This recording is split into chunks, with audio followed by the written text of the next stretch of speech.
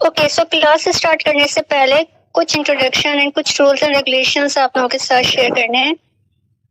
तो अटेंशन के साथ क्लास लीजिएगा ताकि आपको आगे वक्त में इंफॉर्मेटिव और यूजफुल रहे। तो firstly we introduce our academy, जिसके थ्रू आप यहाँ पर सब जमा हैं और इस सेशन से फायदा उठा रहे हैं, डॉक्टर प्लेस एकेडमी। अच्छा, इंट्रोडक्शन करवाने से पहले कुछ रूल्स एंड रेगुलेशंस काइंडली आप लोग सुन लें कि तमाम स्टूडेंट्स के माइक ऑफ होने चाहिए।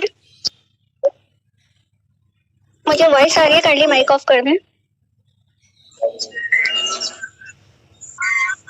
Ahora que lleva la sesión porque también el spam de topic se acabó más suave. Kindly distortion ना करें, माइक ऑफ कर दें।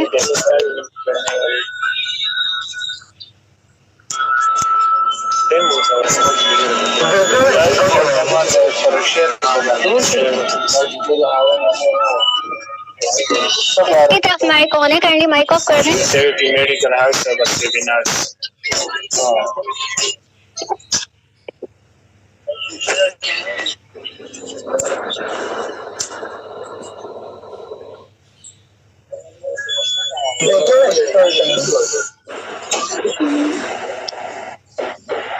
ओके, सो यहाँ पर जो है तमाम मेंबर से रिक्वेस्ट है कि अपने माइक ऑफ कर लें और क्लास जो है फुल कंसंट्रेशन के साथ लें ताकि आपको ये सेशन यूजफुल लगे और इंफॉर्मेटिव आप लोगों के लिए होने वाला है। क्लास स्टार्ट करने से पहले डॉक्टर प्लेस एकेडमी का छोटा सा इंट्रोडक्शन मैं आप लोगों के साथ शेयर करती हूँ। Dr. Place Academy is an online platform where a highly professional team of medical experts will serve and help you to enhance your knowledge, recording medical stuff through visual learning. Dr. Place Academy will also help you in your assignment. We also offer a variety of courses and we also collaborate with different platforms. You can share your queries with us and we will help you out.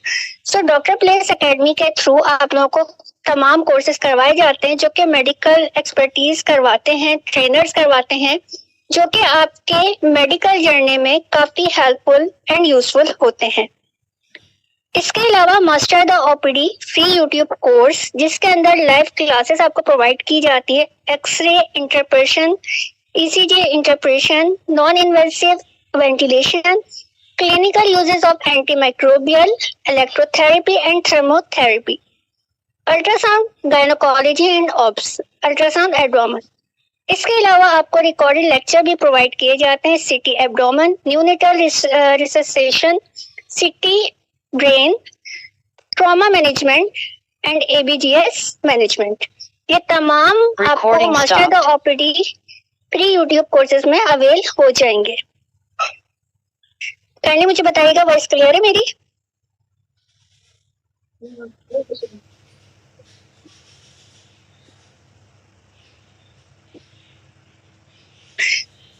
Okay, सो जो हमारी platform है doctor Place academy, अब इनके founder से मिलते हैं, doctor Mohammad Huzaifa, our president, doctor Hur Abbas Zaidi, our CEO of Doctor Place Academy. So stay connected with us for latest update, courses highlight. Visit our website for more information and get ready to come back on an enriching educational journey. Our dedicated team is committed to helping you make informed and ensure your learning experience in exceptional way. So I hope so कि आज का session भी आप लोग काफी enjoy करेंगे और full concentration के साथ फुल इंफॉर्मेटिव इंफॉर्मेशन गेन करेंगे और साथ साथ अपने नोट्स भी तैयार करें ताकि ये आपको आगे के लिए हेल्पफुल रहे। तो I introduce our today's trainer, our dietitian Saira Ali, MPhil human nutrition and dietitian, clinical dietitian at United Hospital Faisalabad, nutraceutical expert, health and fitness coach. Recording in progress. I warmly welcome our trainer Saira Ali. Kindly आप अपना mic on करके session का आगाज करें।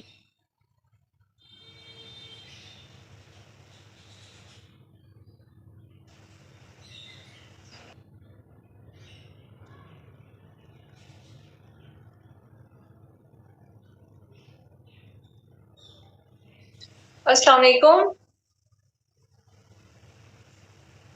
अस्सलाम वालेकुम to all. और किसी ने माइक नहीं ऑन करना, बस आप लोग मुझे अपनी चैट में जो है आंसर्स देते जाए, मुझे नजर आना, ठीक है? Okay, first of all I will introduce myself. I am dietitian Sayali, as Hiba said to all of you, and I am working from last 6 years as a clinical dietitian and providing online as well as physical internship sessions, webinars and different these educational contents. So today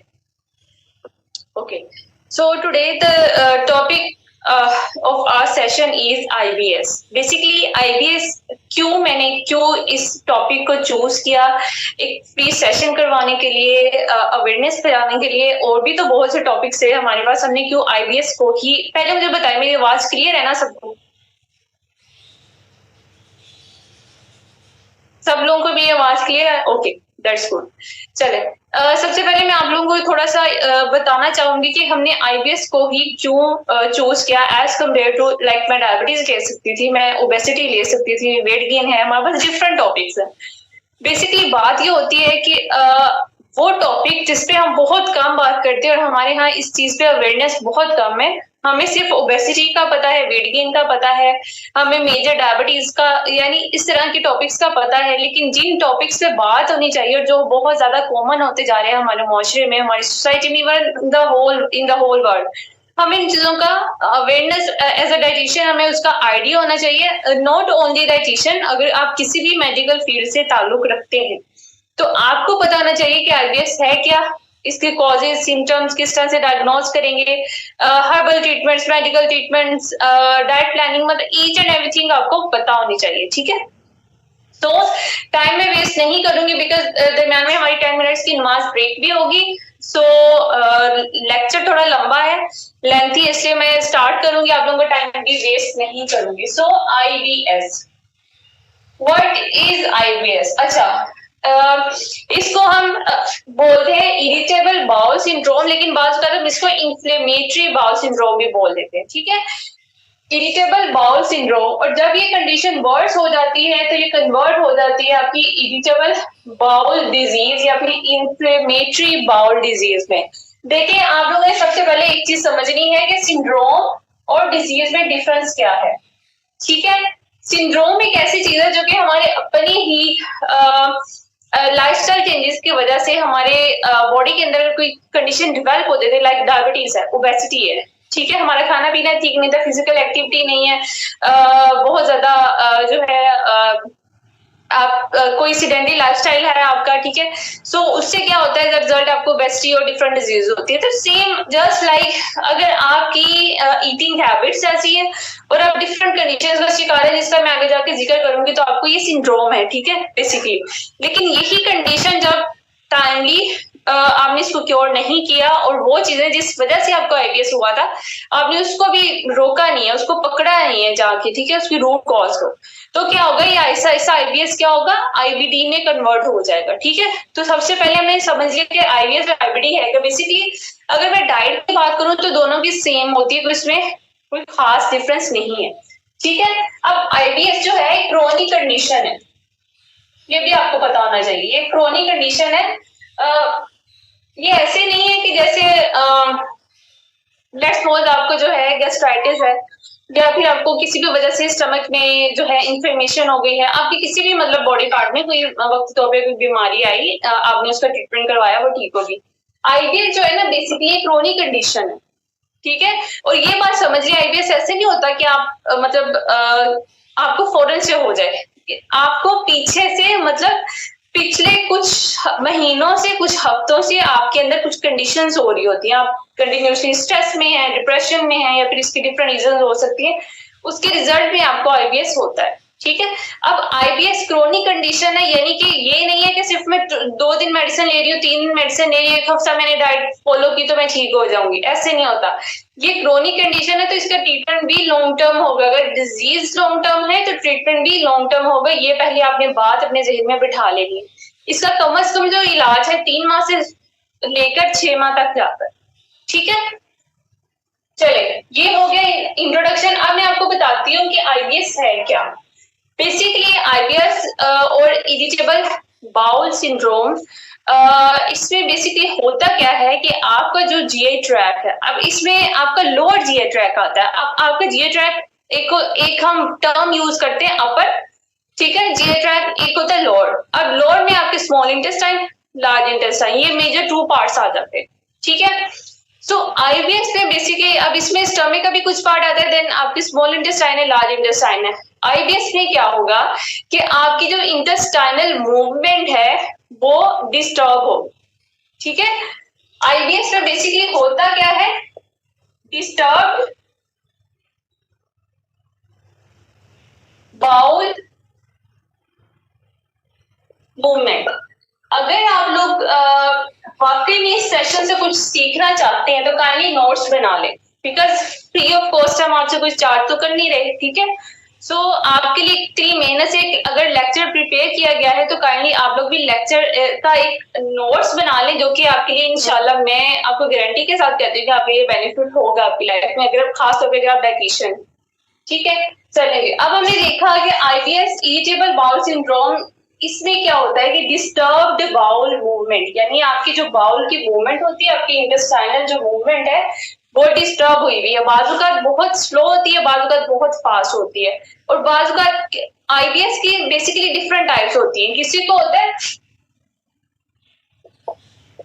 IBS with constipation, ठीक है। इसमें क्या होगा, आपकी bowl की movement इतनी ज्यादा slow हो चुकी होती है कि आप जितना मर्जी मतलब जो है आप एक्टिविटी भी बाउल में देखते हो कि पेशेंट्स कर रहे होते हैं, लेकिन उनके बिकॉज उनका बाउल मूवमेंट बहुत ज्यादा स्लो होती है, तो क्या होता है बहुत देर से उनके बाउल में जो है वो इंटेस्टाइन्स में फूड जो है पास आउट कर रहा होता है, देन उसके रिजल्ट में क्या होता है कि उनको कॉन्स्टिपेशन होती है, ठीक है।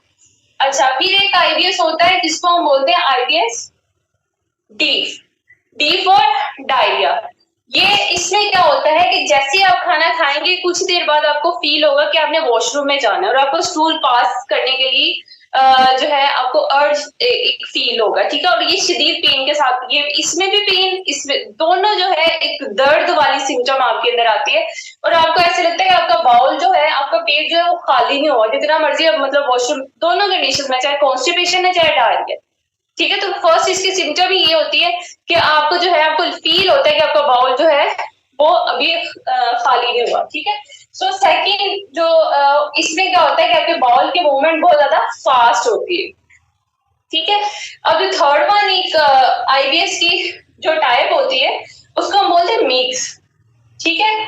उसमें बेसिकली क्या होता है कि आपको लेट्स सपोज हफ्ते में एक हफ्ता आपको कॉन्स्टिपेशन है, दूसरे हफ्ते आपको डायरिया रहेगा, देन अगेन आपको कॉन्स्टिपेशन डायरिया, कॉन्स्टिपेशन, ऐसे मतलब मिक्स कंडीशंस चल रही हो, ठीक है।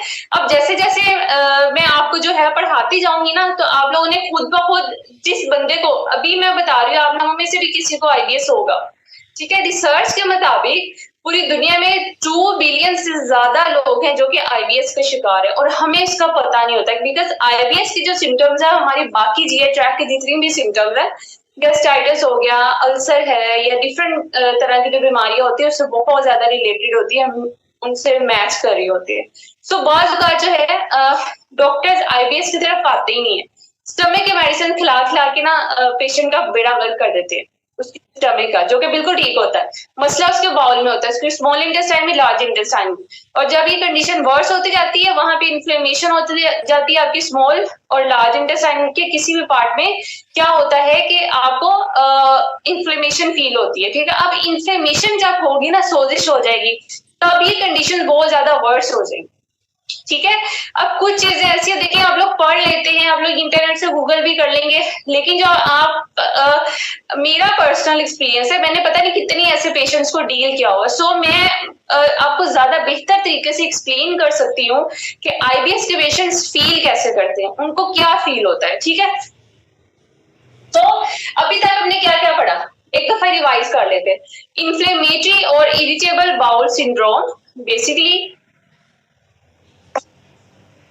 okay, irritable bowel syndrome, it's the chronic condition in which you have disturbed bowel movement.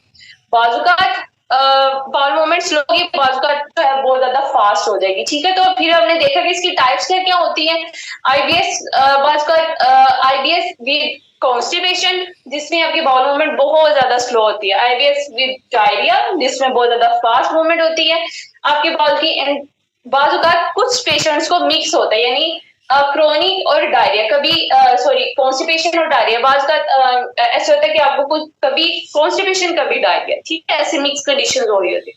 सो ये था जनरल सा इंट्रोडक्शन किसका, आईबीएस का। अब हम देखते हैं कि इसकी कॉमन साइन एंड सिम्टम्स क्या हो सकती है।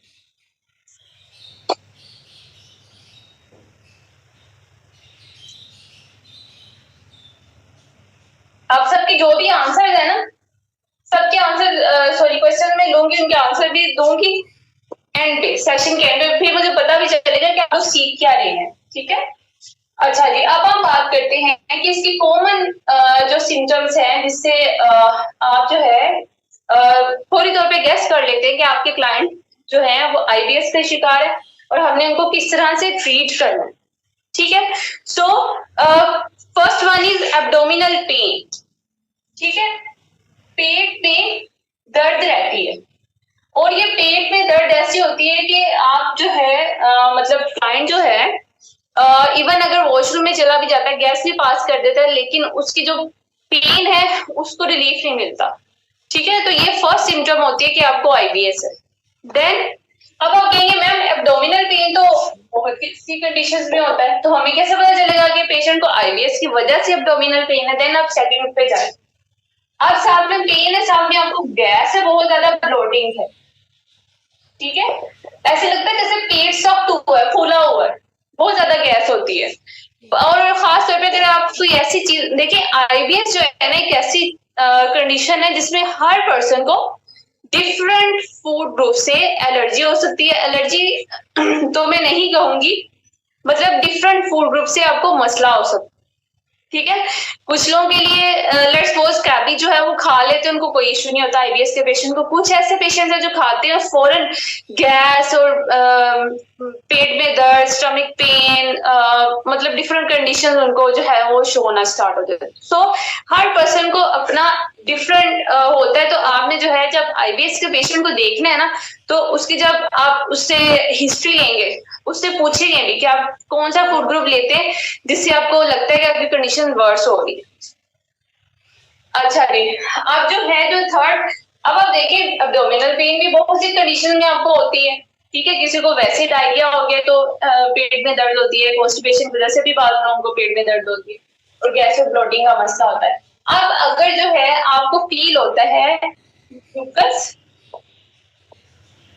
इन योर स्टूल, सो ये जो है अब ये प्लस पॉइंट आ गया आपके सिम्टम में आईबीएस के। ठीक है, म्यूकस का क्या मतलब है? अगर आपको फील होता है कि आपके स्टूल में व्हाइटिश कलर का म्यूकस या फिर बिल्कुल एक जेली टाइप का म्यूकस जो है आपके स्टूल के साथ आपकी बॉडी में से निकल रहा है, खराज हो रहा है उसका, तो आप समझे कि आपको आईबीएस का मसला है। ठीक है, तो ये मतलब एक फिक्स एक सिम्टम है कि आपको आईबीएस होगा। अगर आप फील करेंगे आपको एक म्यूकस फील हो रहा है आपके पेट में, आपके स्टूल में, और साथ में आपको पेट में दर्द भी है, गैस भी है, ब्लोटिंग भी है। ठीक है, then okay, changes in bowel movement जो कि मैंने आपको पहले बता दिया है। चेंजेस इन बाउल मूवमेंट, अब बाउल मूवमेंट में चेंजेस का क्या मतलब है? मतलब कभी आपको कॉन्स्टिपेशन होती है, ठीक है, कभी आपको जो है डायरिया होती है। सो ये जो है, ये दो चीजें जो है ना, ये इसको यूनिक बनाती है बाकी डिजीज से। उससे आपको पता चलता है कि अगर आपको क्लाइंट बताता है कि मुझे या या आपको कंटिन्यूसली कॉन्स्टिपेशन है या डायरिया है या दोनों का मिक्सअप है, साथ में म्यूकस फील होता है आपको स्टूल में, चाहे डायरिया चाहे कॉन्स्टिपेशन है, गैस है, ब्लोटिंग है, और बाज का जो है एक और चीज, डायरिया मोस्टली एट नाइट। अगर आपको फील हो ना कि रात के वक्त आपको डायरिया मोस्टली ज्यादा हो रहा है, जैसे अक्सर लोगों को होता है ना रात को अचानक से तबीयत खराब हो जाती है, इमोशन लग जाते हैं, पेट में दर्द होती है, ठीक है, रात के वक्त खास तौर पे आपको डायरिया फील होता है, तो ये भी एक प्लस पॉइंट होता है, इसकी सिम्टम होती है कि आपको जो है आईबीएस है। अजान हो रही है, जरा ब्रेक लीजिए।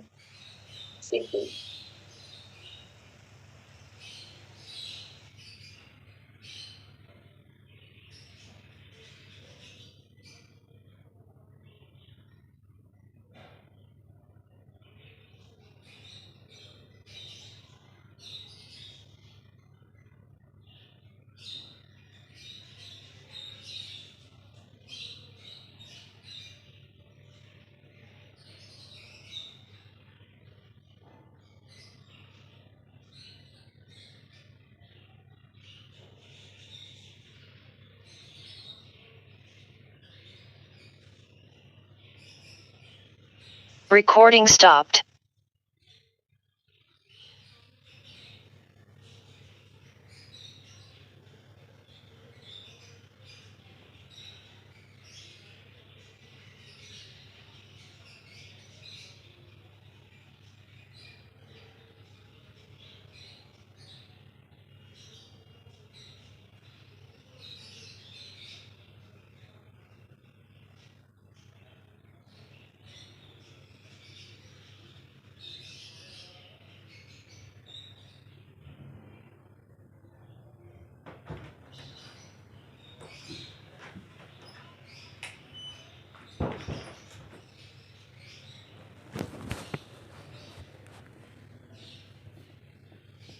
के बाद आराम आ जाएगा, ठीक है। तो जब आपके बाल की मूवमेंट कंटिन्यूसली रहती है, अच्छा बात, मैंने ऐसे क्लाइंट्स देखे जिनको 2-2 साल 3-3 साल हो गए उनको ये मसला है, लेकिन उनको नहीं पता कि उनको आईबीएस है, ठीक है। अब आईबीएस एक ऐसी बीमारी है जिसकी वजह से पेशेंट, एक तो स्ट्रेस की वजह से आपको आईबीएस होता है, फिर बाजू का आईबीएस की वजह से आप स्ट्रेस में चले जाते हैं, बिकॉज ऐसे क्लाइंट जो है एक तो डॉक्टर्स की मेडिसिन खा खा के थक गए होते हैं, डॉक्टर्स को लगता है कि इनको स्टमक की प्रॉब्लम है, स्टमक की मेडिसिन खिला खिला के पेशेंट का बस बुरा हाल कर देते हैं, ठीक है। अब वहां क्लाइंट की जो प्रॉब्लम है वहीं के वहीं खड़ी हुई है, उसने 2-2 साल, एक साल हो गया, 2 साल हो गया मेडिसिन खा के वो थक चुका है, ठीक है। सो क्या होगा, अब वो खुद ब खुद एक जहनी बीमारी में, जहनी स्ट्रेस डिप्रेशन में मुब्तला हो जाएंगे कि मुझे तो पता नहीं क्या हो गया। मेरे पास एक क्लाइंट है, वो कहती है कि मैम मुझे कैंसर हो गया, ठीक है, और मैं उनके मुंह की तरफ कहती कि मतलब मुझे लगता है कि मुझे कैंसर हो गया क्योंकि मैंने इतनी मेडिसिन खा ली है लेकिन मुझे किसी से आराम नहीं आ रहा। सो ऐसी मतलब इंसान फिर ना अजीब अजीब चीजें सोचना शुरू कर देता है कि मुझे पता नहीं कौन सी बीमारी जिसका कोई हल ही नहीं है, कोई इलाज नहीं है। आप उस कंडीशन को पकड़ेंगे तो आपको आराम आएगा। बेसिक बात तो ये है। और एक बात याद रखें, आईबीएस जो है ना, या स्टमक के रिलेटेड जितनी भी डिजीजेज है, आप जितनी मर्जी मेडिसिन खा लो, जब तक आपकी डाइट ठीक नहीं ना होगी, एक बात याद रखें, आप जितनी मर्जी मेडिसिन ले, ठीक है, आपकी डाइट ठीक नहीं है, आप इधर से मेडिसिन ले रहे हैं, दूसरी तरफ से आप वो इरिटेटिंग फूड ग्रुप्स जो है जिससे आपके आईबीएस की कंडीशन वर्स होती है वो साथ में खाते जा रहे हैं, आपका आईबीएस क्योर नहीं होना, वहीं का वहीं पड़ा रहेगा। थोड़ी बहुत सिम्टम क्योर हो जाएगी वक्ती तौर पे मेडिसिन से, लेकिन फिर गेन आ जाए, ठीक है। तो बताने का मकसद है कि डाइट बहुत ज्यादा जरूरी है, डाइट को कंट्रोल करना बहुत जरूरी है, लेकिन अनफॉर्चुनेटली हमारे पाकिस्तान में इस पर गौर ही नहीं किया जाता। हम लोग सिर्फ मेडिसिन खाते हैं, डाइट का कोई पता नहीं कि डाइट को भी कंट्रोल करना। अच्छा, इसके कुछ सिम्टम मैंने आपको बता दिए, बाकी मैं आपको बता दूं, आपने क्लाइंट की जो है हिस्ट्री लेनी है, उसको पूछना है आपको कोई स्ट्रेस या डिप्रेशन तो नहीं है। स्टूल का पूछेंगे जो कि मेन सिम्टम है।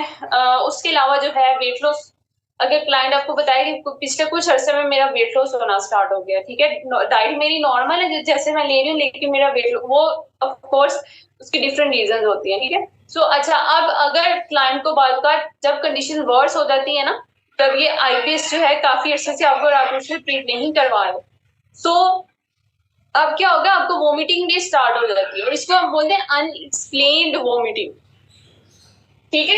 अनएक्सप्लेन्ड वोमिटिंग, उसकी रीजन ये होती है कि आपको कोई मसला नहीं है, मतलब देखने में आपको समझ नहीं आ रही, ठीक है, ना तो आपको इंडाइजेशन है, ना कोई बदहजमी का मसला है, कोई इश्यू नहीं है, आपको अचानक से वोमिटिंग स्टार्ट हो जाएगी, फिर दिल घबराएगा, तो ये भी इसके एक सिम्टम हो सकती है। सो ये ओवरऑल हमने देखा आईबीएस है क्या, आईबीएस की टाइप्स क्या है और इसकी सिम्टम क्या है। अब हम चलते हैं कि आईबीएस की जनरल कॉजेज क्या क्या हो सकती है। सबसे पहले और सबसे ज्यादा कॉमन, जो आजकल बहुत ज्यादा कॉमन है, वो है डिप्रेशन, एंजाइटी, इसमें ओवर थिंकिंग। देखिए हम लोग क्या करते हैं, हम लोग ना depression, stress, anxiety, over thinking सब चीजों को एक ही समझते हैं, हालांकि चारों डिफरेंट चीजें हैं, ठीक है। तो अगर आप में इसमें से कुछ भी एक मसला है, लाइक डिप्रेशन, एंजाइटी है, स्ट्रेस है, ओवर थिंकिंग है।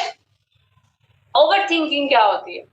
आप चीजों को बहुत ज्यादा एग्जेजरेट करते हैं, चीजों के बारे में बहुत ज्यादा सोचते हैं, लाइक नेगेटिव। आप जब भी सोचेंगे नेगेटिव ही सोचेंगे।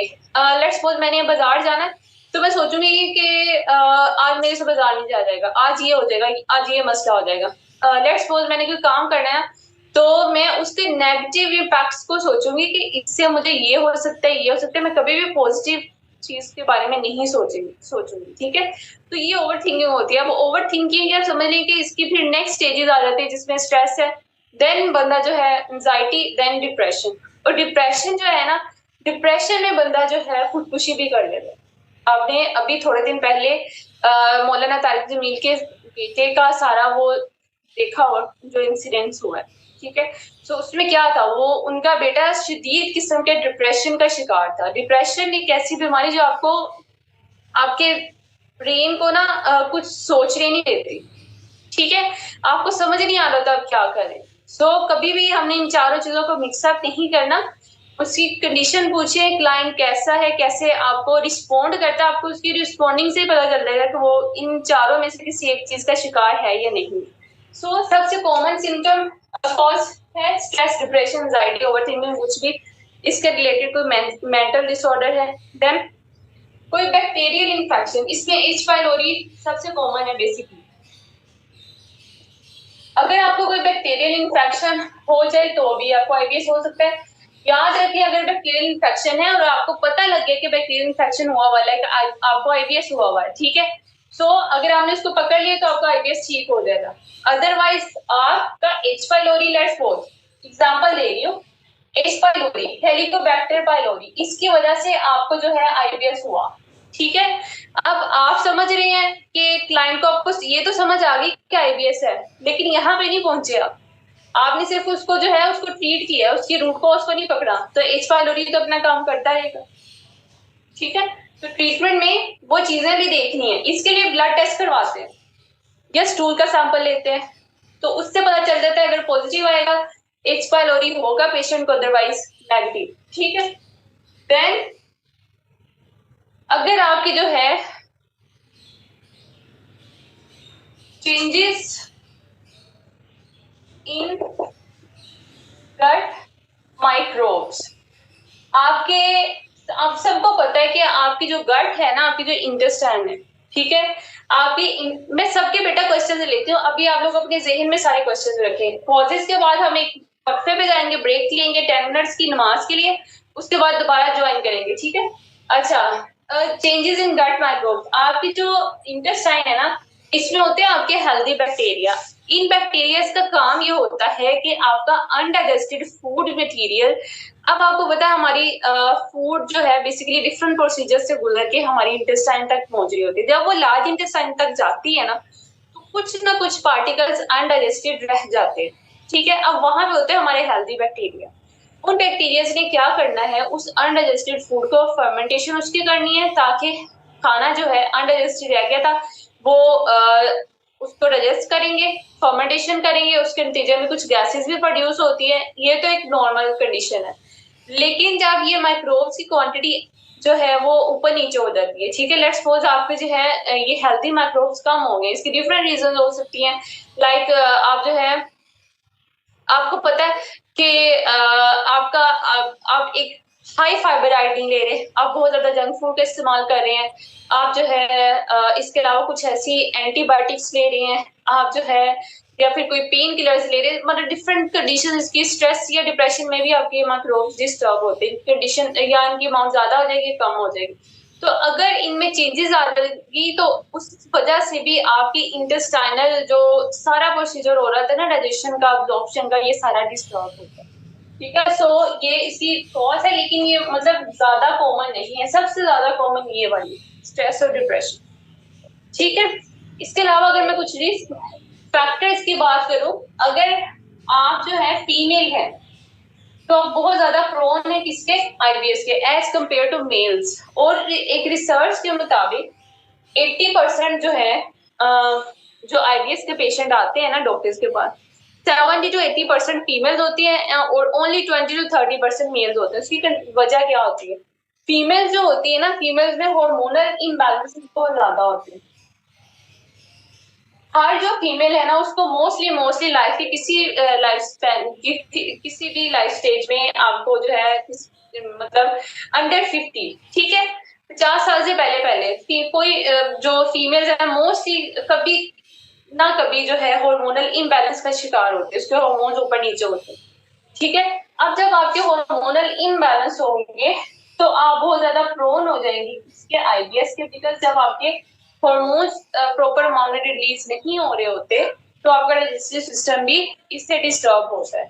देन अगर आपकी कोई फैमिली हिस्ट्री है, यानी आपके माँ बाप को या उनकी फैमिलीज में आईबीएस के पेशेंट्स हैं, तो आप बहुत ज्यादा प्रोन है कि आपको भी कंडीशन डेवलप हो सकती है।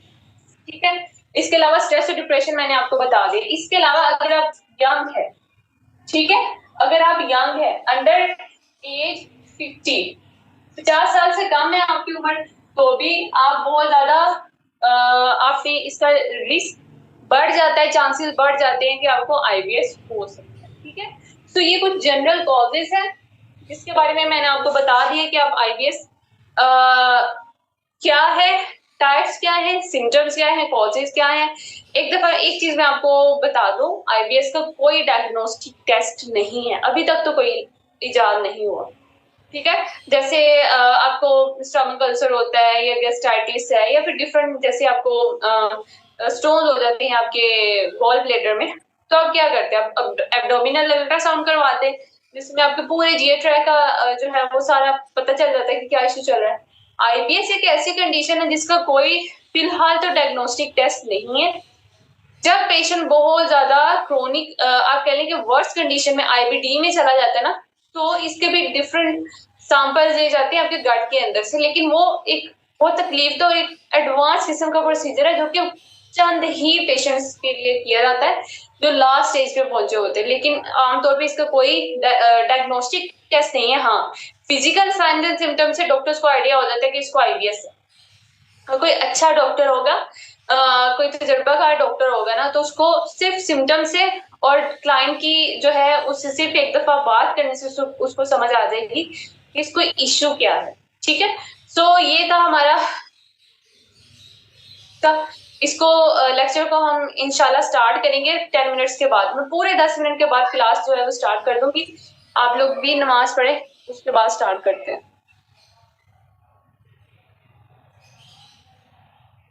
Recording stop.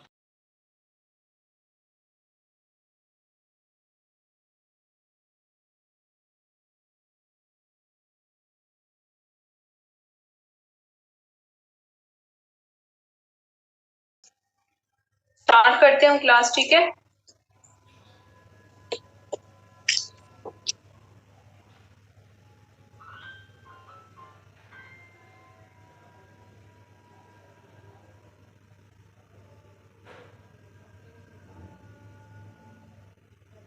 तो हमने बात कर ली, आपको पता चल गया कि आईबीएस है क्या, आईबीएस की क्या सिम्टम्स है, कॉजेज है, किस तरह से हम उसको डायग्नोज करेंगे फिजिकल साइंस एंड सिम्टम्स से, ठीक है, और इसके टाइप्स क्या है। अब बात करते हैं जो कि जिसके लिए सेशन कंडक्ट किया गया है कि आईबीएस के लिए आपकी डाइट जो है किस तरह की होनी चाहिए। ठीक है, आपने अपनी डाइट को किस तरह से डिजाइन करना। तो एक हम एज अ न्यूट्रिशनिस्ट हम एक टर्म यूज करते हैं MNT. MNT means medical nutrition therapy. ठीक है, सो मेडिकल न्यूट्रिशन थेरेपी इसको बोलते हैं MNT। तो MNT अगर मैं कहूँ कि फॉर IBS या फिर आपको IBS की तरह की कुछ और सिम्टम्स है लाइक ब्लोटिंग या गैस है, डायरिया, कॉन्स्टिपेशन, इस तरह की कंडीशन आपको कंटिन्यूसली रहती हैं, ठीक है। तो इसके लिए जो है आप 2 से 3 हफ्ते के लिए जो डाइट फॉलो करेंगे उसको हम बोलते हैं लो FODMAP डाइट, FODMAP, ठीक है, लो FODMAP डाइट, ठीक। अब FODMAP का क्या मतलब होता है? FODMAP is fermentable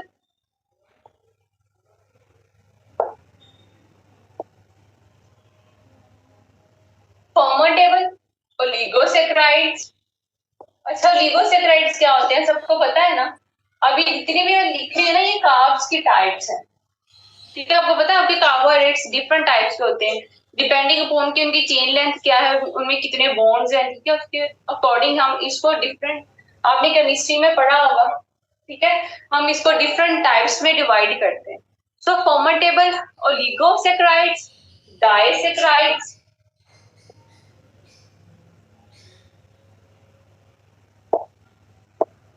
T for disaccharides, M for monosaccharides,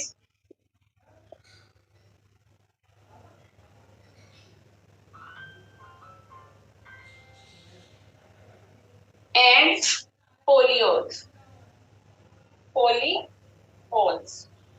So ये एब्रीविएशन है किसका? FODMAP का। लो FODMAP डाइट, अच्छा जी, फर्मेंटेबल लो फॉर्मेट डाइट जो है हम रिकमेंड करते हैं IBS के लिए, IBD के लिए, या आपके लोअर बाउल के रिलेटेड जितनी भी आपकी डिजीजेज होती हैं। तो इस अच्छा, इसको हम क्यों ये रिकमेंड करते हैं? इसकी रीजन ये है, मैंने अभी आपको लेक्चर के स्टार्ट में बताया था कि हमारे जो लार्ज इंटेस्टाइन या स्मॉल इंटेस्टाइन में हमारे हेल्दी गट बैक्टीरिया होते हैं जो कि आपकी अनडाइजेस्टेड फूड को क्या करते हैं? फर्मेंट करते हैं, ठीक है। फर्मेंटेशन होती है उसके रिजल्ट में उनको जो है अपनी खुराक मिलती है ग्रोथ के लिए, और हम उसके रिजल्ट में हमें कुछ हेल्दी जो है फैट्स ये सब कुछ तो मिलता ही है, कुछ short chain fatty acids produce होते हैं, ठीक है। उसके रिजल्ट में आप गैस भी प्रोड्यूस हो रही है, ठीक है। मीथेन और डिफरेंट टाइप की गैसेस होती है, वही गैस आप जो है आपकी बॉडी से निकल रही होती है। तो जिन लोगों को बहुत ज्यादा ब्लोटिंग गैस का इश्यू होता है तो उनमें क्या होता है कि बहुत ओवर फर्मेंटेशन हो रही होती है, या तो आपका खाना आप जो था प्रॉपर डाइजेस्ट नहीं हुआ, then over food, undigested food आपके इंटेस्टाइन में, आपके बाउल में चला गया, लार्ज इंटेस्टाइन में, वहां पे जाहिर है जब ज्यादा अमाउंट में अनडाइजेस्टेड फूड था तो उसकी फर्मेंटेशन भी ज्यादा होनी थी, ज्यादा गैस प्रोडक्शन होनी थी। सेकंड इसकी रीजन ये हो सकती है कि आपके जो गट माइक्रोब्स है वो प्रॉपरली काम नहीं कर, ठीक है। सो हमने कहा कि fermentable oligosaccharides, disaccharides, monosaccharides and polyols. तो ये इनके जितने भी फूड सोर्सेज होंगे ये वाले कार्ब्स के, उसको हमने अवॉइड करना है, लो मतलब डिक्रीज अमाउंट ऑफ, आप कह लें कि हम इसमें जो कॉम्प्लेक्स आपके जो कार्ब्स है ना, जिनमें आपके जितने भी कॉम्प्लेक्स कार्ब्स होते हैं ना, जैसे आपकी व्हीट, राई, ये इस तरह के जितने भी आपके कार्ब के सोर्सेज होते हैं, या फिर आपके फ्रूट्स में फ्रुक्टोज के फॉर्म में मौजूद होते हैं, ठीक है। इस तरह से आपके डिफरेंट वेजिटेबल्स में जो कार्ब्स भी मौजूद होते हैं, डिफरेंट फॉर्म में मौजूद होते हैं, ठीक है। वो मैं अभी आपको बता सकती हूँ। सो हमने वो वाले फूड ग्रुप्स जो है वो चूज करने हैं जिनमें इन कार्ब्स की क्वांटिटी कम हो, ठीक है। कितनी देर के, ऑफ कोर्स अगर हम इसको परमानेंटली इस डाइट को अगर हम फॉलो करेंगे तो आपको क्या होगा? आपको डिफरेंट तरह की जो है वीकनेस हो सकती है, आपके अंदर डिफरेंट जो है बीमारियां मजीद जन्म ले सकती हैं। कोर्स ये अब जैसे अगर मैं दंदन की बात करूँ तो आपके लिए बहुत ज्यादा इंपॉर्टेंट आपका मेन सोर्स है एनर्जी का, ठीक है। इसके बाद मैं डिफरेंट अगर फूड ग्रुप्स की बात करूँ, अगर हम उनको परमानेंटली अवॉइड करेंगे तो आपको परमानेंट वीकनेस हो सकती है, आपको डिफरेंट तरह की जो है मजीद कॉम्प्लिकेशंस का सामना करना पड़ सकता है। सो मैं ट्रीटमेंट को 2 फेजेस में डिवाइड करती हूँ, जो मेरा अपना खुद का मेथड है। हम फेज 1 में क्या करते हैं कि हम पहले 2 से 3 हफ्ते के लिए लो फॉडमैप डाइट देते हैं, देन हम पेशेंट को ग्रेजुअली जो है नॉर्मल जो हाई फॉडमैप डाइट या हाई फॉडमैप फूड ग्रुप्स हैं उसको ग्रेजुअली जो है डाइट में ऐड करते हैं, चेक करते हैं क्लाइंट में इसका रिजल्ट क्या आ रहा है। अगर तो वो प्रॉपरली इसको डाइजेस्ट कर लेता है फूड्स को, ठीक है, उसको मसला नहीं होता, आहिस्ता आहिस्ता 1-2 हफ्ते के अंदर हम उसको नॉर्मल डाइट पे ले आएंगे, ठीक है। तो अब जो है मैं आपको एक लिस्ट बताऊंगी जो कि आपने डाइट से निकालनी है, बिकॉज ये ज्यादा मैम तो इसमें ये सारे इसमें तो सारे ही कार्ब्स नहीं आ जाते? नहीं, इसमें सारे नहीं आएंगे, मैंने लो का वर्ड यूज किया, लो। अच्छा जी, तो अब इसमें जो है मैं आपको एक लिस्ट दूंगी जो कि आपकी इंटेस्टाइनल जो प्रॉब्लम्स हैं उसको क्या करते हैं, ट्रिगर करते हैं, ठीक है। और इसमें एक जितने भी फूड ग्रुप्स जिनको हम मना करेंगे वो आप 2-3 हफ्ते के लिए डाइट से निकाल दो, ठीक है। अच्छा जी, गार्लिक, अभी काइंडली कोई अपना माइक ऑन ना करे, अदरवाइज बोर्ड जो है फिर वो उस पर नहीं आएगा, आपको नजर नहीं आएगा, एंड पे आपके सारे क्वेश्चंस के आंसर हो, ठीक है। और जो पोलियोल्स है ना ये भी काफी सोर्स ही है, अभी एक बच्चे क्वेश्चन किया था। अच्छा, अनियन, ये हमेशा जब भी हम कोई भी, ये गार्लिक अनियन हो गया, ये कोई भी आपका ये ट्रैक का इशू है ना, खासतौर पे स्टमक के रिलेटेड या इंटेस्टाइनल इशूज है, तो उसमें हम गार्लिक अनियन वगैरह इनको वैसे भी अवॉइड करवाते हैं। इसके अलावा चॉकलेट, टी, बेसिकली आपकी कैफीनेटेड जो बेवरेजेस है ना, अगर आप बहुत ज्यादा एडिक्टेड है ना तो मतलब 1 कप चाय का पर डे ले सकते हैं, इससे ज्यादा नहीं, ठीक है। आपके इसमें कैफिनेटेड बेवरेजेस में आपकी कॉफी भी आ जाती है, ग्रीन टी है, ब्लैक टी, इसमें सब कुछ आ जाता है, ठीक है, जिनमें कैफीन मौजूद होती है। अच्छा जी, उसके अलावा आपकी जो बेरीज है ना, खासतौर पे जो आपकी ब्लूबेरी, इनमें फ्रुक्टोज की अमाउंट काफी ज्यादा होती है, ये नहीं देना आपने। ब्लैकबेरीज वैसे हम लोग तो कम ही यूज करते हैं, लेकिन आपको पता होना चाहिए, पाकिस्तान में तो इतना मैंने तो नहीं देखा है, पंजाब में यूज होता है इसका। अच्छा, एक कॉमन फ्रूट जो हम बहुत ज्यादा गर्मियों में इस्तेमाल करते हैं, वाटरमेलन, नहीं देंगे, ठीक है। अच्छा, उसके अलावा वीट, राई,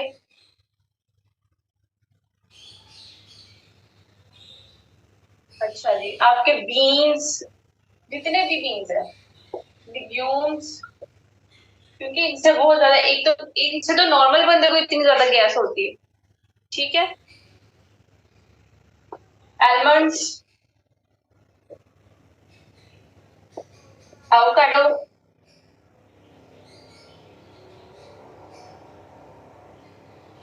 ग्लूटेन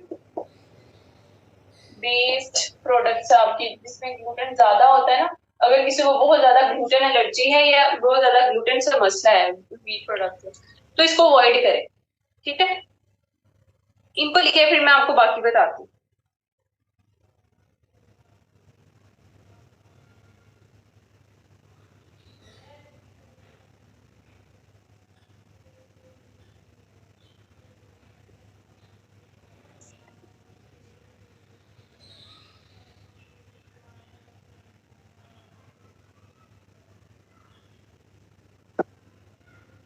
अच्छा, उसके अलावा आपके जो डेयरी प्रोडक्ट्स हैं, अगर तो देखें, अगेन मैं आप लोगों को बता रही हूँ, चले पहले लिखें फिर बताती हूँ आपको, मैं डिटेल में बताती हूँ कि इसको हमने इम्प्लीमेंट किस तरह से करना है। डेयरी प्रोडक्ट्स में ना आपकी कोई भी चीज, जैसे कस्टर्ड है, खास तौर पे जिनमें आप देखें कस्टर्ड में आपने बहुत ज्यादा हम शुगर इस्तेमाल करते हैं, ठीक है, और दूध वगैरह का इस्तेमाल करते हैं, इसी तरह से आइसक्रीम है, ठीक है। हाई फैटी डाइट नहीं देंगे, ओके। अच्छा, उसके बाद आपके हर तरह के legumes, all type of legumes, beans, carbonated drinks,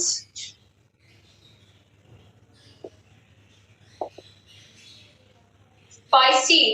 अच्छा, कुछ लोग होते हैं जिन्हें मिर्च, जितना ज्यादा आप मिर्च मसाले वाले खाने देंगे ना, उनकी कंडीशन उतनी ज्यादा वर्स होंगी। तो स्पाइसी खाने से खास तौर पे परहेज करें, स्पाइसी फूड, ठीक है। उसके अलावा आपकी जितनी भी एनर्जी ड्रिंक्स होती हैं, बिकॉज इनमें ये कार्ब्स की जो क्वांटिटी होती है ना, वो बहुत ज्यादा होती है। अगर आप में से किसी ने स्पोर्ट्स न्यूट्रिशन के रिलेटेड कुछ पढ़ा तो आप लोगों को पता होगा कि जो स्पोर्ट्समैन होते हैं ना, उनको इंस्टेंट सोर्स ऑफ एनर्जी हमें देना होता है। उनकी स्पोर्ट्समैन है या फिर कोई अपना वर्कआउट करने के लिए जा रहे हैं, तो हमने इंस्टेंट सोर्स ऑफ एनर्जी, अब आपका इंस्टेंट सोर्स ऑफ एनर्जी क्या है? कार्बोहाइड्रेट, ठीक है। सो हम एनर्जी, ये जो आपकी स्पोर्ट्स ड्रिंक होती है ना, या फिर एनर्जी ड्रिंक्स जो होती है, इनमें कार्ब्स की क्वांटिटी बहुत ज्यादा होती है। उसकी रीजन ये होती है कि क्लाइंट को हमने ऐसा सोर्स लिया जिससे उसको फौरी तौर पे एटीपीज बनेंगे, उसको फौरी तौर पे एनर्जी मिलेगी। कि जितने भी आपके स्पोर्ट्समैन होते हैं ना, सब स्पोर्ट्स ड्रिंक का इस्तेमाल करते हैं, जिससे उनको इतना, आपने देखा मैम दही और दूध और चीज वगैरह भी नहीं ले सकते। चल रहा है, 5 घंटे का मैच चल रहा है, उनमें कहाँ से इतनी एनर्जी आ रही है? बिल्कुल वो फ्रेश होते हैं, बिल्कुल उनको थकन फील नहीं हो रही होती और वो खेल रहे होते हैं। उसकी रीजन ये होती है कि उन्होंने अच्छी वाली, जो अच्छे ब्रांड्स की जो स्पोर्ट्स ड्रिंक है वो उसका इस्तेमाल करते हैं। उससे क्या होता है कि उनकी बॉडी में एक अच्छा जो है बिल्डअप हो जाते हैं स्टोरेज कार्ब्स की। सो उनकी वो जो है फेडअप नहीं होते, ठीक है। तो उनके पास प्रॉपर अमाउंट में कार्ब्स होते हैं, वो एटीपी में कन्वर्ट होते जाते हैं, उनको एनर्जी मिलती जाती है, ठीक है।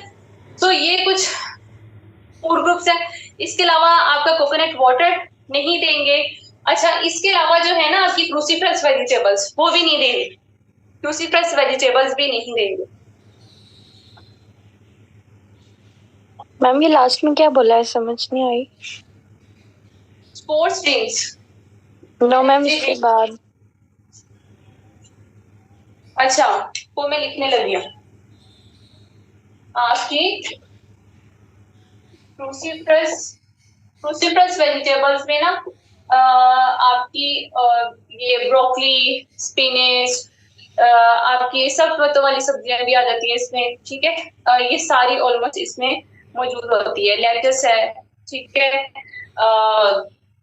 ब्रोकली है, इसके अलावा आपकी आप ये जो है मतलब हर तरह की क्रूसीफरस वेजिटेबल नहीं देंगे। इसमें आपकी बंद गोभी सलाद के लिए जो हम की ना रीजन ये होती है कि इससे गैस, एक नॉर्मल पर्सन को वैसे ही इससे मतलब गैस हो जाती है। जिसको आईबीएस होता है ना, मोस्टली उनको इससे ज्यादा उनकी कंडीशन वर्स हो जाती है। तो अगर मैं वेजिटेबल्स में से किसी चीज को आपको बताऊं कि आपने नहीं देना, तो उसमें वो क्रूसीफरस वेजिटेबल्स है, ठीक है। हाँ, फूल गोभी भी आ जाएगा इसमें। अच्छा, उसके अलावा ये पूरा एक फूड ग्रुप है क्रूसीफरस वेजीज का। अच्छा, अगर मैं आपको डेयरी प्रोडक्ट्स का बताऊं, वो लोग जो आईबीएस का शिकार है लेकिन उनको डेयरी प्रोडक्ट से कोई मसला नहीं है, ठीक है, तो हम उनको लो फैट डेयरी दे सकते हैं। मैंने आपको बताया ना कि आईबीएस एक ऐसी कंडीशन है, हर पर्सन को डिफरेंट फूड ग्रुप से मसला होता है, ठीक है। एक जनरल गाइडलाइन तो मैंने बता दी कि हम लो फोडमैप डाइट देंगे, लेकिन हमारा या फिर बाकी डॉक्टर्स का भी यही मानना है कि किसी को वीट से मसला होता है तो हम उनको वीट बिल्कुल ही कम करवा देंगे। किसी को डेयरी प्रोडक्ट से मसला होता है, किसी को बहुत ज्यादा लेग्यूम्स, लेंटिल्स, इन सब चीजों से मसला होता है। सो एक तो आपने ऑल ओवर एक चीज देखी, मैंने आपको बता दिया कि आपने जो है इस लिस्ट को फॉलो करना है, इन चीजों को डाइट से निकाल देना। लेकिन एक दफा ना आप क्लाइंट से भी पूछेंगे, ठीक है, आप उनसे पूछेंगे कि क्या आपको डेयरी प्रोडक्ट से मसला होता है, वो कहेंगे नहीं, लेट्स सपोज, तो आप उसको डाइट में बिल्कुल ऐड करेंगे। अगर कि कोई पर्सन जो है आपसे ये कहे कि आपको आईबीएस है, अच्छा ठीक है, आप उससे पूछेंगे कि क्या आप जब रोटी खाते हैं तो आपके साथ क्या, आप जैसे मेरी कजन थी, उनको जो है मीट से मसला था और स्पाइसी चीजों से, बाकी उनको किसी चीज से इश्यू नहीं था। तो उनको क्या होता था, कहती थी कि और सब लोग उसका मजाक उड़ाते थे ठीक है। अब वो ये कहते थे कि जब मैं नान या इस तरह की कोई चीज खाती हूँ तो मैं ठीक रहती हूँ, लेकिन जब मैं रोटी खाती हूँ तो मेरे पेट में दर्द होती है, मुझे मोशन लग जाते हैं। मैं थोड़ी सी भी मिर्चों वाली चीज खा लेती हूँ, स्पाइसी खाना खा लेती हूँ, तो मुझे पेट में दर्द होती है। अब मैंने उसको बताया, बिकॉज हम लोग ये चीजें पढ़ चुके थे कि एक दफा ना तुम अपना एक अच्छे किसी डॉक्टर से मुआयना करवा लो। तो डॉक्टर ने उसको रिकमेंड किया कि बेटा आपको आईबीएस है। उसने ट्रीटमेंट करवाया, ठीक हो गई। बताने का मकसद ये है कि आप, हो सकता है आप में से भी किसी को आईबीएस हो, और मुझे एग्जैक्टली मैं श्योरिटी के साथ कह सकती हूँ आप में से एटलीस्ट 2-3 पेशेंट्स तो लाजमी निकलेंगे आईबीएस। ठीक है, तो ये इतना कोई वो डरावनी चीज नहीं है। अब जैसे मुझे भी एक दफा आईबीएस हो गया था, तो मुझे किस चीज से मसला था, मुझे स्पाइसी चीजों से, और मेरा जो है मुझे हाई फैटी मील से। अगर मैं बहुत ज्यादा, वैसे भी कोई बहुत ज्यादा फैटी मील ले लेती हूँ, जैसे कोई आप पकौड़े या कोई भी तली हुई चीज ले लेते हैं, या बहुत ज्यादा मेयोनीज हो गया आपकी, ये मार्जरीन, बटर, इस तरह की चीजें अगर आप बहुत ज्यादा, कुछ लोग होते हैं जिनको आदत होती है, तो अगर आप जंक फूड, अगर मैंने कभी ऐसी कोई चीज ले लिया हाई फैटी मील, तो मुझे इशू हो जाता था।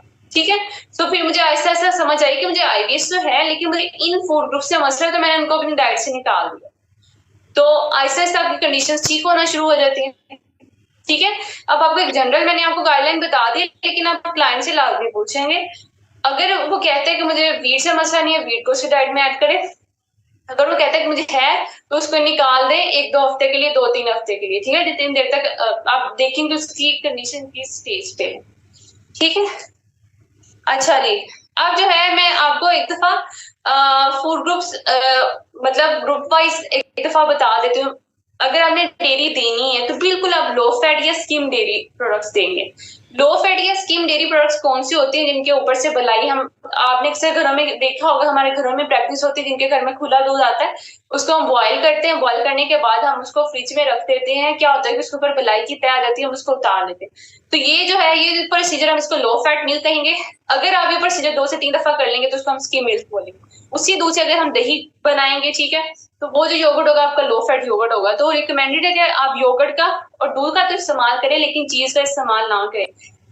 बिकॉज चीज आप जितना मर्जी आप उसमें से कोशिश करें फैट निकालने की, लेकिन चीज में फैट आ ही जाता है। ठीक है, सो चीज आप नहीं देंगे, आप जो है दूध और दही का इस्तेमाल कर लेंगे, अगर किसी को डेयरी प्रोडक्ट से इशू नहीं होता। देन मूव ऑन टू हमारा जो सेकंड फूड ग्रुप है, फ्रूट्स का। फ्रूट्स में देखिए एक वर्ड यूज किया जाता है ग्लाइसेमिक इंडेक्स का। ग्लाइसेमिक इंडेक्स का मतलब होता है कि किसी भी फूड ग्रुप में कितने अमाउंट ऑफ फ्रुक्टोज है और कितनी जल्दी जो है आपका ब्लड शुगर लेवल हाई कर देती है। जस्ट लाइक हम जैसे डायबिटिक पेशेंट्स को रिकमेंड करते हैं, आपने वो वाले फूड ग्रुप्स को चूज करना है जिनका ग्लाइसेमिक इंडेक्स लो होता है, तो आप ठीक रहेंगे। देन आप बात करते हैं वेजिटेबल्स की। आप सारी हर तरह के वेजिटेबल यूज कर सकते हैं। सिर्फ जो आपकी क्रूसीफरस वेजिटेबल है उनसे कुछ लोगों को मसला होता है, सबको नहीं होता, लेकिन कुछ लोगों को वाकई नहीं होता। जैसे कि पत्ते वाली सब्जियां, सब्ज पत्ते वाली सब्जियां, और आपकी जो ये आपकी जो गोभी है, बंद गोभी, सलाद वाली गोभी, ठीक है, ये इन चीजों से, इन सब्जियों को खाने से कुछ लोगों को होता है, उनकी कंडीशन वर्स हो जाती है, तो उसको डाइट से निकाल दे। बाकी आप सब कुछ हर तरह की सब्जी दे सकते हैं, कोई इशू नहीं। देन मूव ऑन टू आपके जो कार्ब्स के जितने भी ग्रुप्स हैं। अब कार्ब जो है ना, एक तो आप ग्लूटेन फ्री प्रोडक्ट्स का यूज करें, किसी को वीट से मसला है, ठीक है, ग्लूटेन फ्री प्रोडक्ट्स का इस्तेमाल करेंगे। इसके अलावा आपके जो कॉम्प्लेक्स कार्ब्स है ना, जिसमें गंदम है, बाजरा, जो ज्वार, ठीक है, इसको निकाल दें। आपके सिंपल कार्ब जो है उसको आप तरजीह देंगे कि वो आप यूज करें, जैसे कि राइस, ओट्स, किनवा, ये बहुत अच्छे हैं। इसके अलावा कॉर्न बहुत अच्छा है इस कंडीशन में, ठीक है, तो ये आप कार्ब के सोर्स से यूज कर सकते हैं। इसके अलावा बिल्कुल जो सिंपल कार्ब है, जैसे कि हनी है, शुगर है, इसको भी आपने अवॉइड करना, ठीक है, हनी, शुगर, इनको भी बिल्कुल ही आप अवॉइड करेंगे। अब ये नहीं कि आप सिंपल कार्ब की बात करिए तो आप चीनी भर भर के इस्तेमाल करी जाए, ठीक है, या शुगर, इन सब गुड़ है, शक्कर है, इसको भी अवॉइड करें, ठीक है। अच्छा, उसके बाद प्रोटीन, बिल्कुल आप प्रोटीन यूज कर सकते हैं, ऐसा कोई नहीं है कि आपने अंडा नहीं देना, ये नहीं कर, आप अंडा खाएं, गोश्त, हर तरह का आप खा सकते हैं, बस गोश्त आपने लो फैट वाला मीट प्रोडक्ट्स लेनी है। अब इसमें एक सिर्फ आप बीफ को जरा अवॉइड करें, कम कर दें, बाकी मटन, चिकन, फिश, ये आप ले सकते हैं, एग ले सकते हैं। जैसे मैंने आपको बताया कि आप दालें जितनी भी है ना, आपके लिग्यूम्स है, आपके बीन्स है, इनको जरा अवॉइड करें बिकॉज ये गैस प्रोड्यूसिंग होते हैं। सो वेजिटेरियन सोर्सेज जो प्रोटीन की है इनको जरा अवॉइड करेंगे, ठीक है। अच्छा, ये ऐसा नहीं कि कोई परमानेंट, मैं आपको बता रही हूँ, ये सिर्फ 2 से 3 हफ्ते के लिए होता है, देन हम ग्रेजुअली नॉर्मल डाइट की तरफ क्लाइंट को ले आते हैं जैसे जैसे उसके सिम्टम्स ठीक हो। देन फैट की बात करते हैं। फैट के लिए हमेशा मैं एक ही बात कहती हूँ कि आप हेल्दी फैट सोर्सेज को ही चूज करेंगे। कभी भी आप मक्खन नहीं लेंगे, प्रोसेस्ड ऑयल नहीं लेंगे, प्रोसेस्ड घी नहीं लेंगे। आपने कुकिंग के लिए जो इस्तेमाल करना है ऑलिव ऑयल, नहीं अफोर्ड कर सकते देन चले मस्टर्ड ऑयल पे आ जाए। मस्टर्ड ऑयल और आपका जो प्रोसेस्ड ऑयल कुकिंग ऑयल होता है दोनों की सेम प्राइस है, 500 to 600 ऑलमोस्ट पर लीटर आपको मिलता है। तो आप बेहतर है कि प्रोसेस्ड ऑयल की बजाय आप सरसों का तेल इस्तेमाल करें, वो बेस्ट है आपकी कुकिंग के लिए, ठीक है। बाकी मैंने जो है आप लोग जो है अगर और इस तरह का इंफॉर्मेशनल आपको नॉलेज की जरूरत है या फिर आप ऐसी चीजें सीखना चाहते हैं तो इंस्टाग्राम पे मेरा पेज है डाइटिशियन सायरा अली के नेम से, ठीक है। आप वहां पे जाकर मुझे फॉलो कर सकते हैं। हमारे जो है हर मंथ में डिफरेंट इंटर्नशिप सेशन वेबिनार्स होते रहते हैं, ठीक है। अभी जो इस इंटर्नशिप अभी मेरी ये चल रही है, ठीक है, अभी हमारी इंटर्नशिप चल रही है। इंटर्नशिप के बाद नवंबर के एंड से हम स्टार्ट करने जा रहे हैं न्यूट्रास्यूटिकल्स और हर्बल मेडिसिन का एक वीकेंड बेस्ड कोर्स है जिसमें हम ऑलमोस्ट 30+ डिजीजेस को टैकल करेंगे और हम सीखेंगे कि किस तरह से न्यूट्रास्यूटिकल्स के थ्रू, हर्बल सप्लीमेंट्स के थ्रू हम किसी भी डिजीज को क्योर कर सकते हैं। उसके साथ आपको डाइटरी गाइडलाइंस भी बताई जाएंगी, ठीक है। चले अभी न्यूट्रास्यूटिकल्स से बात अब चली पड़ी है तो मैं आपको बता दूं कि आपको ना मैं एक मेडिसिन या एक हर्बल एक रेमेडी बताती हूँ जो कि बहुत ही ज्यादा इफेक्टिव मानी गई है आपकी आईबीएस को क्योर करने में। आई थिंक मैंने अपनी तरफ से तो आपको बहुत ही डिटेल में बता दी है कि आईबीएस की डाइट आप किस तरह से रखेंगे और स्टेज भी बता दिए कि पहले 2 से 3 हफ्ते ये फॉलो करवाएं, देन ग्रेजुअली आप नॉर्मल डाइट की तरफ आ जाएंगे, ठीक है। अच्छा जी, अब जो है मैं आपको बताती हूँ सबसे पहले आप लेंगे हर्बल मेडिसिन में आपको बताने जा रही हूँ। इसमें आपने लेनी है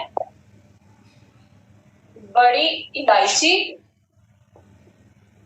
मेरी उर्दू थोड़ी सी ऐसी है बस आप लोग समझ जाइएगा। अच्छा जी, तुलसी के बीज लेंगे, ठीक है। और हमेशा मैं अपने स्टूडेंट्स को रिकमेंड करती हूँ कि जब ये वाली चीजें लिया करें ना तो किसी अच्छे वाले स्टोर पे जाया करें, बिकॉज जो आपकी आम छोटे मोटे स्टोर होते हैं ना कंसार के, इनके पास बहुत पुरानी चीजें पड़ी होती है, 5-5 साल 3-3 साल पुरानी, तो उनमें वो वाला जो है ना वो रिजल्ट नहीं देती, उनके न्यूट्रिएंट्स सारे उड़ जाते हैं। बड़ी इलायची हमने ली, तुलसी के बीज लिए, सौंफ लिया, ठीक,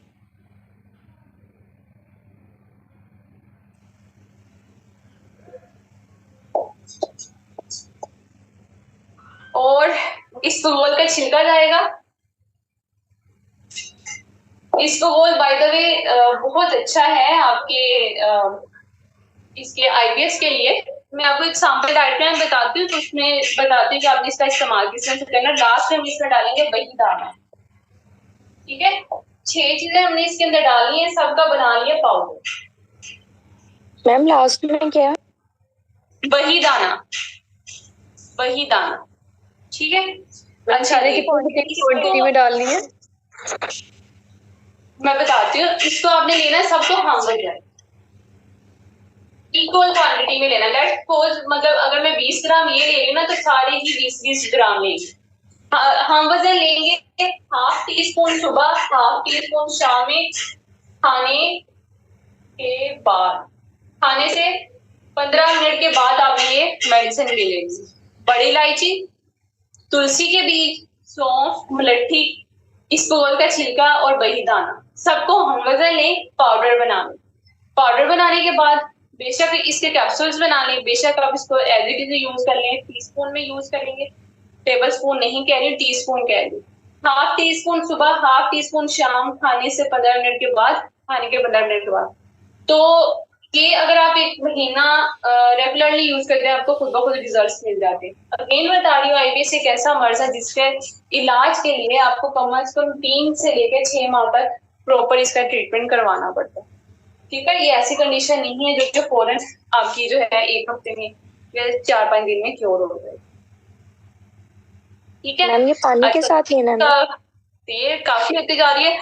एक मैं वैसे ही आपको, अब मैं लिखूंगी नहीं क्योंकि अगर मैं लिखूंगी ना तो टाइम हमारा काफी चला जाएगा।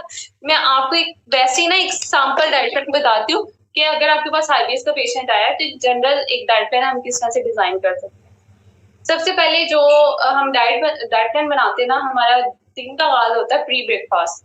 एक बात याद रखिए, आईबीएस में फिजिकल एक्टिविटी बहुत ज्यादा जरूरी है।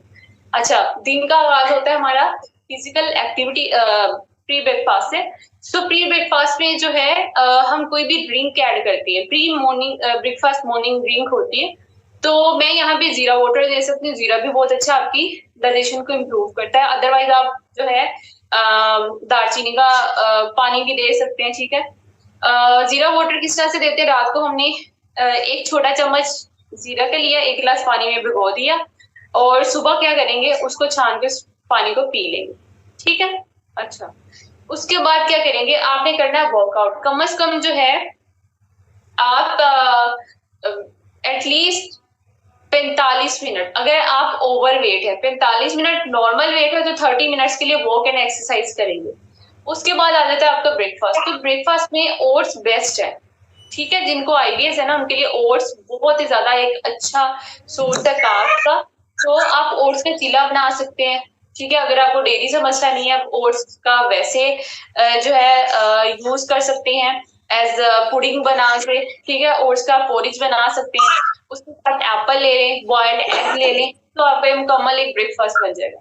देन आपका स्नैक टाइम 1 है, इसमें आप कोई भी एक हेल्दी फ्रूट का सोर्स ले सकते हैं। इसमें आपका एप्पल है या फिर कोई भी अच्छा, जैसे आजकल अमरूद बहुत ज्यादा आए हुए हैं। ठीक है, तो जो भी आपको लगता है कि अच्छा एक हेल्दी फ्रूट है ना, आपको इससे मसला नहीं होता, आप ले सकते हैं। अच्छा, एक चीज मैं क्लियर कर दूं, आप आईबीएस में कभी भी फ्रूट जूस नहीं लेते, बिकॉज जो फ्रूट जूसेस होते हैं ना उनमें फ्रुक्टोज की अमाउंट काफी ज्यादा होती है। उनका सारा फाइबर निकला हुआ होता है, वो सारा का सारा क्या होता है, फ्रुक्टोज होता है। ठीक है, सो जूसेस नहीं लेंगे, हमेशा होल फ्रूट ही इस्तेमाल करेंगे। देन हमारा डिनर लंच आ जाएगा। लंच में जो है सिंपल आप क्या करें, बॉइल्ड राइस दे सकते हैं। ठीक है, साथ में जो है आप चिकन स्टीम करके दे दें, चिकन का सालन दे दें, चिकन शोरबे के साथ बना, मतलब किसी भी फॉर्म में दे सकते हैं आप। इवन के जो है वो बिरयानी बना के दे सकते हैं, जरा उसको मतलब अच्छा और लो स्पाइसी वाली बिरयानी। ठीक है, बहुत लाइट सी बिरयानी। अगर ज्यादा कंडीशन वर्स है, खिचड़ी बना के दे दें। ठीक है, मतलब डिफरेंट आपके पास ऑप्शन। साथ में आप सैलड तो बेसिकली ऐड करेंगे ही करेंगे। ठीक है, कोई भी आप ऑप्शन दे रहे हैं। उसके बाद आपका स्नैक टाइम नंबर 2 है, जो कि ऑलमोस्ट 4-5 बजे के करीब हम देते हैं। उसमें अगर आपको डेयरी से मसला नहीं है, साथ में जो है आप कुछ स्नैक के तौर पे बोलो भाइयों कल शाम आए हैं, माइक ऑफ कर दें, नाजिया माइक ऑफ कर दें। अच्छा मैम स्नैक टाइम 2 की समझ नहीं आई। आप जो है पोटैटोज ले सकते हैं, बॉइल्ड पोटैटोज के कट्टेस बना के ले सकते हैं। मतलब आपके पास डिफरेंट ऑप्शंस है। आप चिकन के कबाब ले सकते हैं। उसके बाद जो है आपका डिनर है। डिनर में आप सूप ले सकते हैं, यखनी ले सकते हैं। साथ में चाहें तो आप किनवा बॉईल करके ले लें, किनवा पुलाव बना लें। ठीक है, मकई की रोटी ले सकते हैं। साथ में आप कोई भी सालन ले सकते हैं। आपके पास डिफरेंट ऑप्शंस मौजूद है। साथ में सैलड तो आप लेंगे। और रात को सोने से पहले अगर आपको डेयरी से मसला नहीं है तो 1 गिलास दूध का ले लें। अगर डेयरी से इश्यू है तो आलमंड मिल्क ले सकते हैं, कोकोनट मिल्क ले सकते हैं। अच्छा, आलमंड मिल्क किस तरह से बनाते हैं, आपने क्या करना है, बादाम 10 से 12 बादाम ले, उसको 1 गिलास पानी में भिगो दें। ओवरनाइट वो उसको भिगो के रख दें। सुबह क्या करेंगे, छिलके उतार के उसी पानी के अंदर उसको ग्राइंड कर दें। तो वो आपका आलमंड मिल्क, ये वाला दूध आप इस्तेमाल कर सकते हैं। बाकी पूरे दिन पानी का इस्तेमाल ज्यादा से ज्यादा करें।